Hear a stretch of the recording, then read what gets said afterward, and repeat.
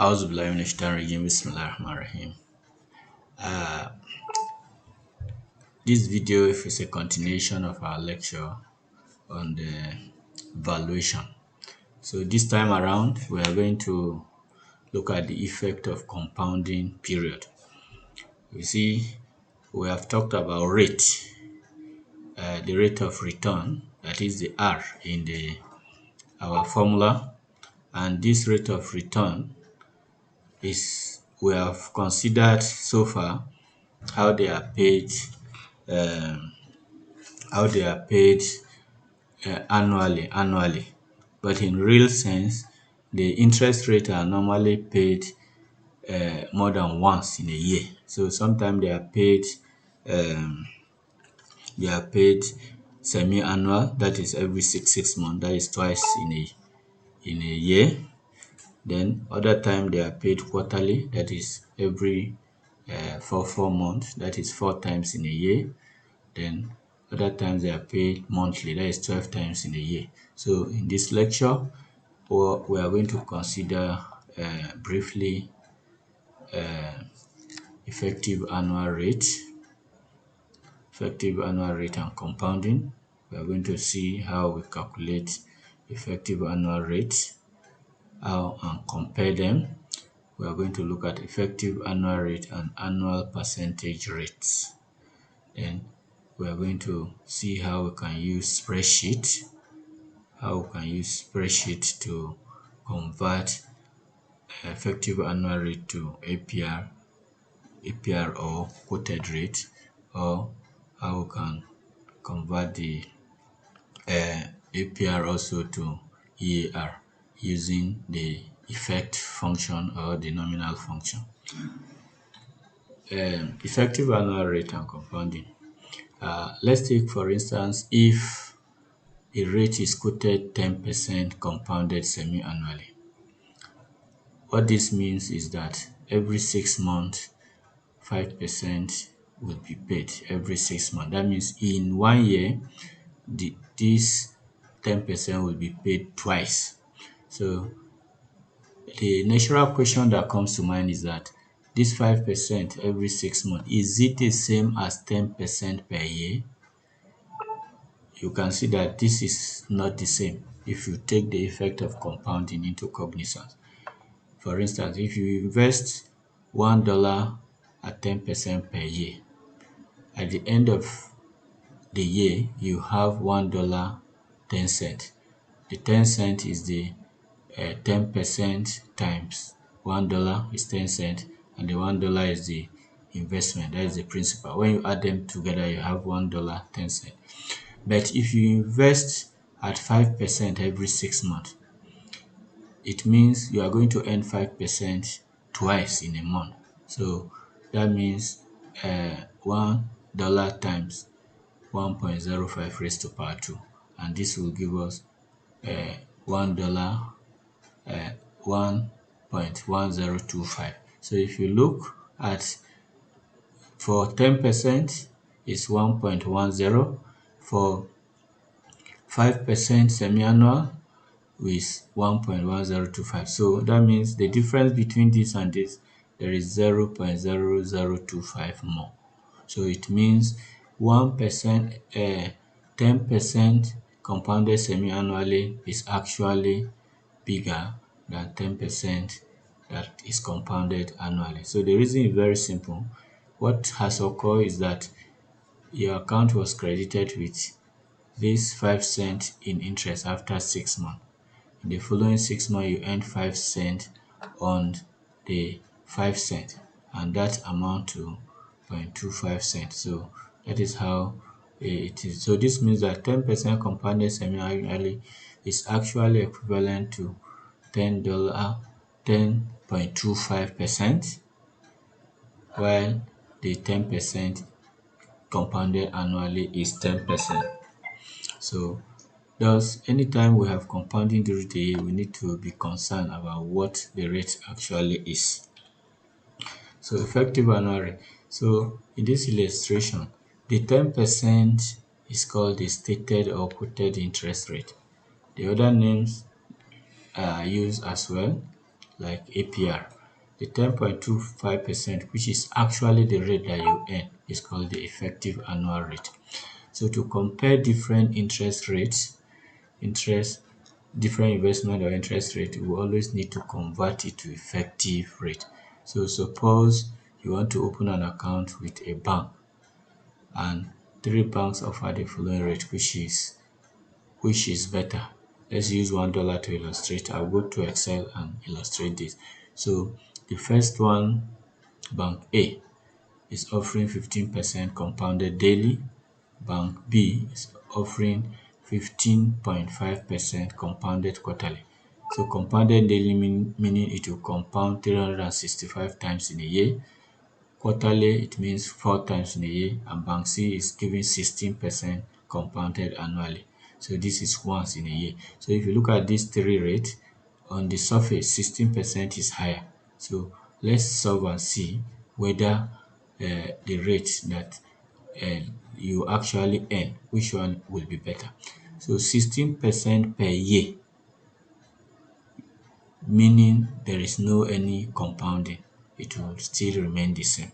So if we go to our Excel, let's see, 16% per year.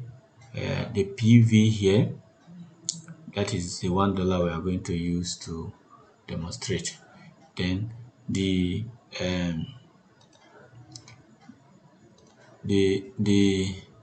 rate is 15%, and M here stands for compounding period. So if we want to know the rate per period, we will divide R by M,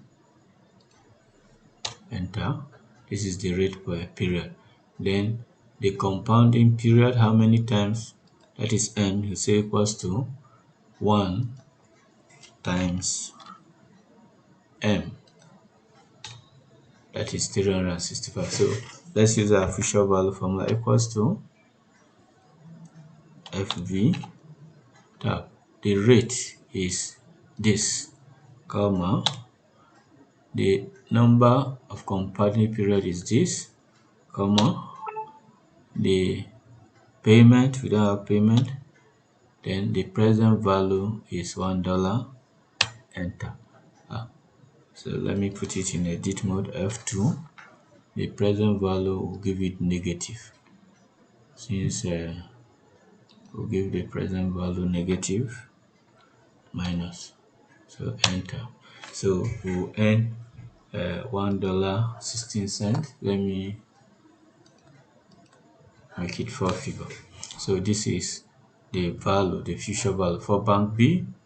R over M is equals to this divided by the M. The compounding period is equals to 1 times and multiplied by M. Then let's find the future value, equals to FV. Rate is this, comma, period is this, comma, no PMT, minus this value. That is the value we have, it's $1.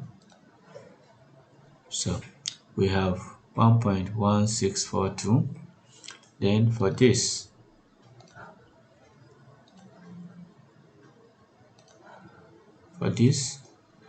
the compounding period is 1, that is this divided by 1 M.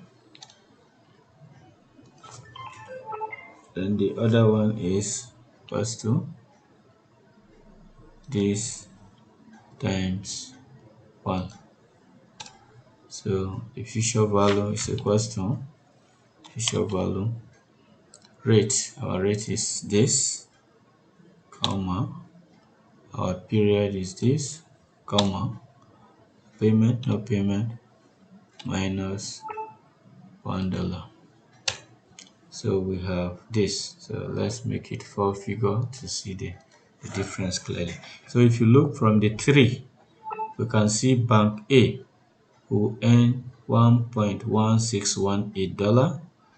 Bank B will earn $1.1642.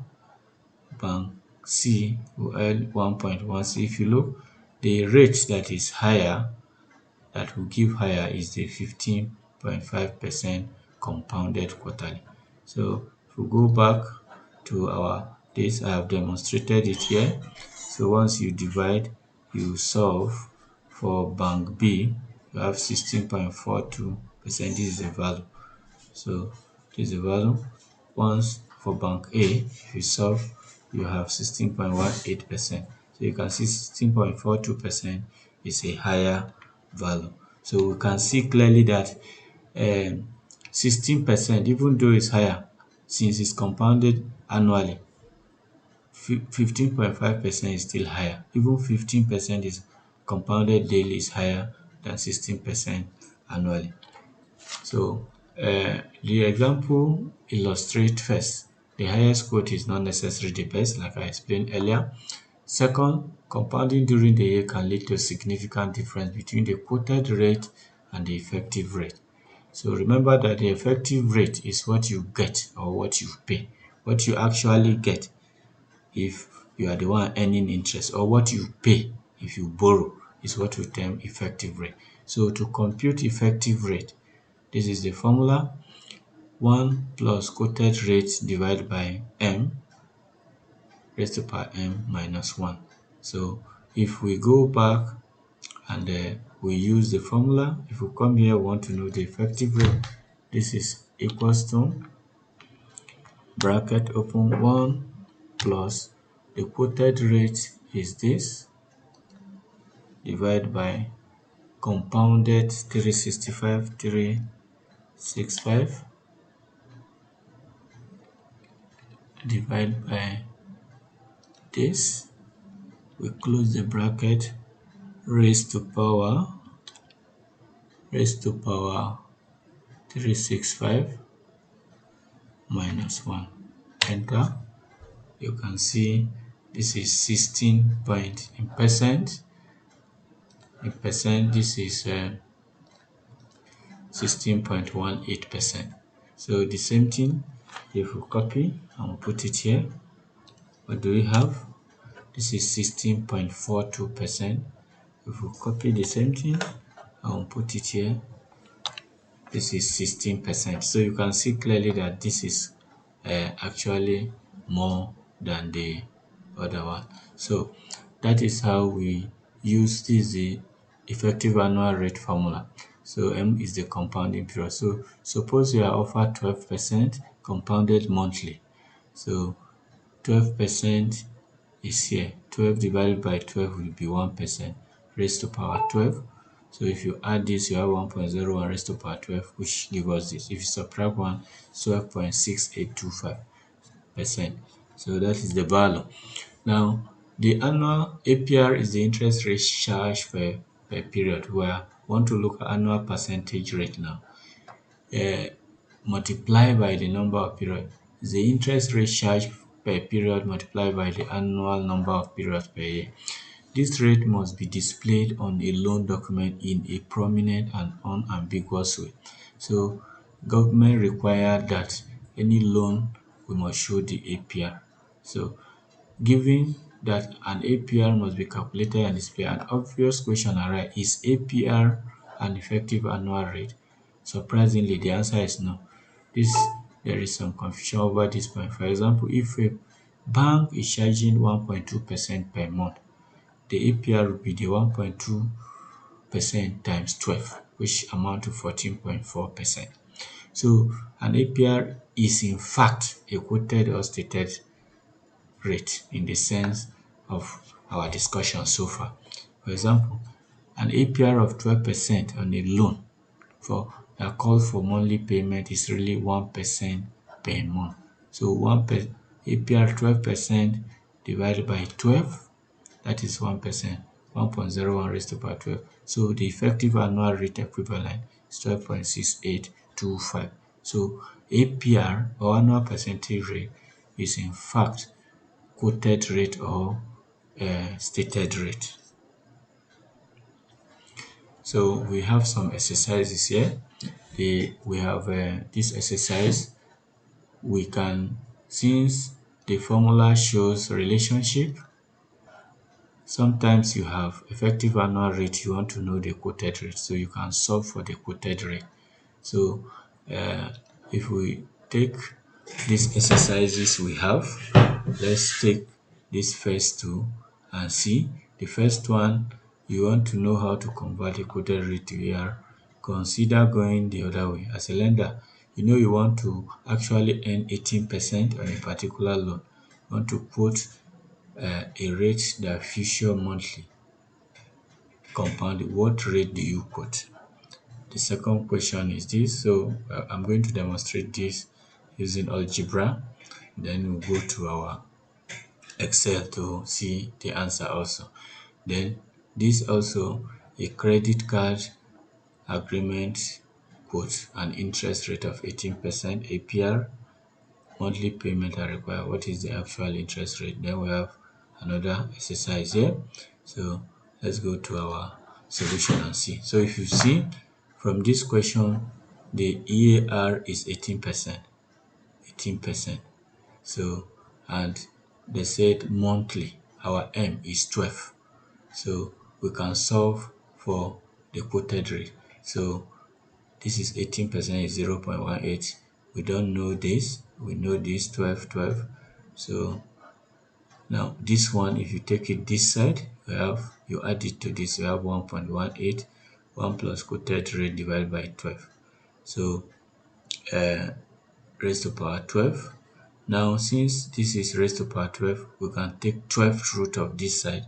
So the 12th root of this side and the 12th root of this side. So this 12 will go. The 12th root of this side, we got 1.013888843. So if you bring this plus 1 to this other side, you subtract it.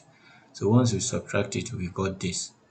So this 12, we multiply 12 by both sides. The 12 will go, it will remain quoted rate here. So if we multiply 12 by this, we are going to get 0.1667. So which is approximately 16.67%. So the quoted rate is 16.67%. So let's go to Excel. Let's go to our Excel and see quoted rate. This is the question. So the EAR is 18%. This is 12. So we'll come back here. Let's check the next slide to use how we can use Excel to put this. So effective rate, to convert quoted rate to effective rate in Excel, we use the effect formula, effect function. So the nominal rate is the APR. The N peri is the number of compounding period. So to convert effective rate to APR, we use the nominal function. The effective rate is the EAR and that. So let's go to our Excel. Let's demonstrate this and see. So now we have EAR and we want to get the quoted rate. We say the quoted rate is the nominal function equals to nominal. Yes, nominal. The effective rate is this, comma. The compounding period is this, enter. So you can see in percent, this is 16.67% like we got earlier. So we can actually use the nominal function to get this easily. Now for the effective rate, we have a question. A typical credit card quote an interest rate of 18% APR. Monthly payment are required. What is the actual interest rate you pay on such credit? So that is the EAR. So we use the effect function. Effect function. The nominal rate is 18%, comma, and the N peri is 12. Enter. So this in percent is equivalent to 19.56%. So this is how we use Excel to do this computation. So I have some exercises. We have some APR here. We have the compounding period. These are the M. So we should try to solve them. Here also we have the effective rate and we have the compounding period. We should try to solve them using both the formula manually and using Excel function. So we have another question here. So and we have some exercises too here. So the students should try as much as possible to learn how to solve this by using this exercise to play around with it. So this is the end of this lecture. The next lecture we are going to look at loan. We are going to look at loan types and loan amortization, and that will conclude our discussion on valuation and the introduction to valuation. So I want to uh, thank you for listening. So this has brought us to the end of this lecture.